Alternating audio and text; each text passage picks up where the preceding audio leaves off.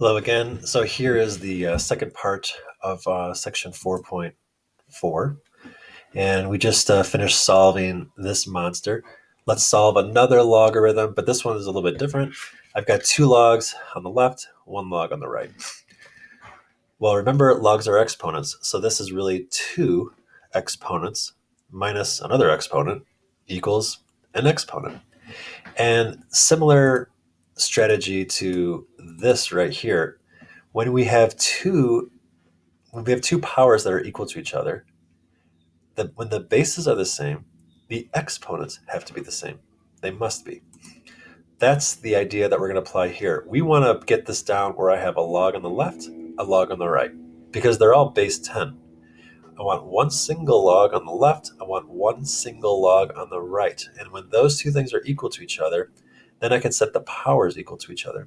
So how do I do that? Well, I notice subtraction, so I'm going to be dividing, but not yet.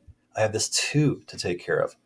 When you look on the left side, you can think of it as 3 logs. You got 2 right here, a log x plus a log x, making 2 log x, minus log 7. So we have to account for this 2 first, which makes x squared, which we know, one of those properties. Now I've got 1 log minus 1 log, so I divide these two powers. It's going to be log x squared divided by 7. And now I've reached my first goal. I've got 1 log equals 1 log. Since they're the same, they have the same base. It's not like it's log base 3 equals log base 5 or something. They have the same base. So the two powers, the two arguments, have to be the same. X squared over 7 has to equal 1 over 112. Multiply by 7, x squared has to equal 784. Now, answer this question. What would you do now? How do you solve for x now? You would have to take the square root, which means you have to account for plus or minus. We're still missing that, and it's hurting our grade. If you take the square root, you have to account for plus or minus. But if someone just says, hey, what's the square root of 9? You don't have to tell that person plus or minus 3, because if the square root is kind of already established, it's assumed that it's going to be the positive version. Okay, that's the assumption. But that's not what's going on here. We want to find out what x is. We have no idea what x is. But if we square x, we get 784. So that means x could be 28, or it could be negative 28.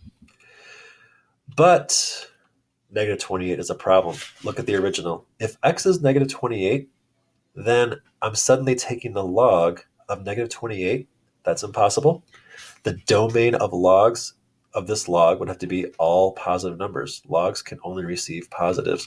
So I would have to reject negative 28 and only accept positive 28. Now, the last part of this section is, how do we apply this? So here is this model we're given describing the population of California in millions for years after the year 2010. Well, according to this model, what's the population of California in 2019? 2019 is precisely 9 years after this. So I'm going to let t equal 9, and then just go to my calculator and evaluate. I discover that the population is about 41 million. And I looked it up since we're in 2020, and the population last year was actually 39.5 million. Excuse me. So pretty darn close. Notice the population in 2010 is 37.3 million, because in 2010, t would be 0, right? And e to the 0 is 1. Anything to the 0 is 1. So this would be 37.3 times 1. So I know that in 2010, the population was 37.3 million. So you're finding t, when will the population be 45 million? So I'm going to replace a with 45. And I solve. How many steps do I have?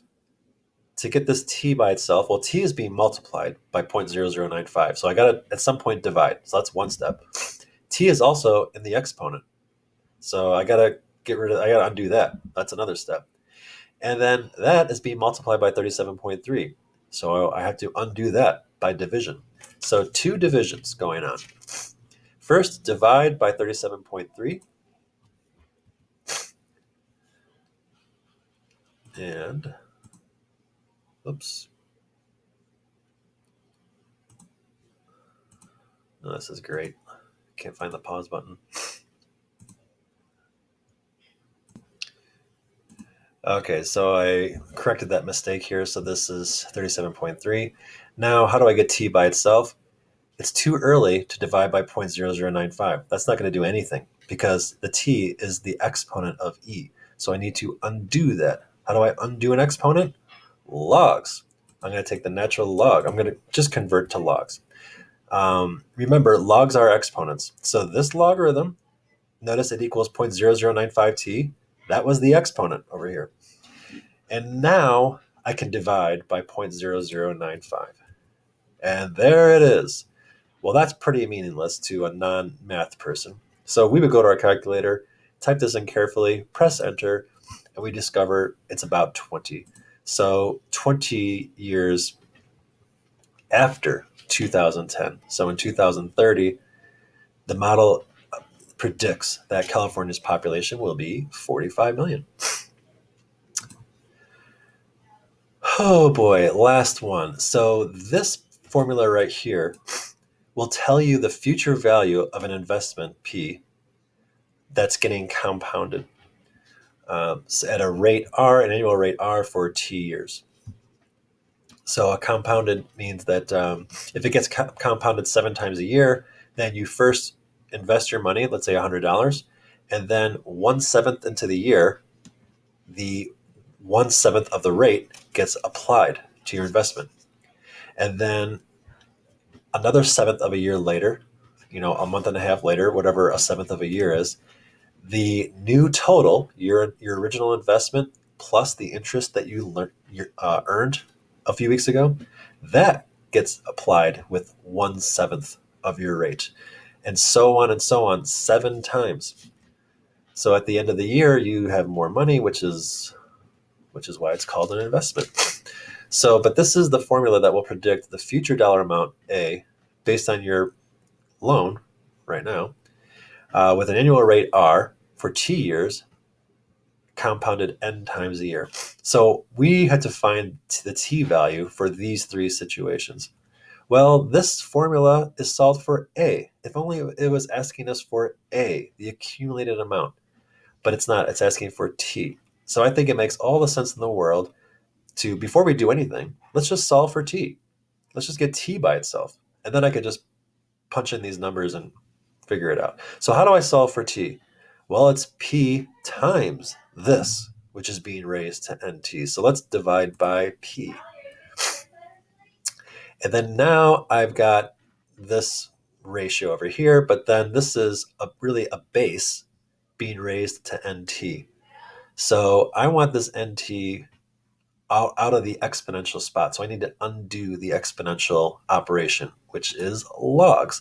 I'm going to take the log base 1 plus r over n of a over p, and that will equal nt. Remember, logs are, when I was your age, I would always hold on to the fact that logs are exponents. So this looks messy. I'm going to write a log, but the log will equal n times t. So I'm going to end my sentence with equals n times t, the exponent. And on the left, I'm going to have a log with the same base, log of 1 plus r over n. And then the only thing that's left is the a over p, and that's part of the log as well. And then lastly, divide by n. So 1 over n times this logarithm. Aha, so this is what t equals. And I want to find time for these 3 situations. So let me bring this up here. Situation number 1, n would be 4 times a year. A is 25 grand. My investment was 12 grand, and the rate was 4.5%. Well, that's per cent, per 100. So I had to write that not in per 100, just per 1. That's 0.045. So I carefully type this into my calculator. Let's demonstrate just one of those. So 1 divided by 4 times the log of 1 plus the rate, 0.045, divided by 4, I believe it was. Now, I don't need any parentheses here because the calculator is going to do order of operations. The calculator will divide before it adds. And notice how it's all like submerged a little bit. It's all in the base. And then I click up here, and this was 25,000 divided by 12,000, and I get 16.4. That's the t value. So in other words, about 16.4 years.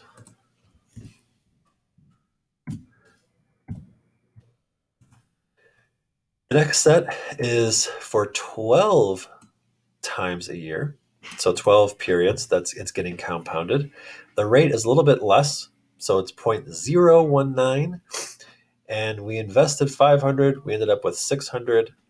You put this in your calculator, and that's going to take us almost 10 years to make $500, $600. It's going to take 10 years. That's not the most exciting investment, but 9.6 years. And then our last one, this is 56 times a year. And the annual interest rate would be 0.0244. Here's your A, here's your P. And you put this in your calculator, and it's over a century. So 106.4 years. So that's just not happening. 106.4 years. I guess you could start the investment and then let your grandkid take over. But you're only getting $67,000 here. Anyway, so there it is. I very much hope that's helpful.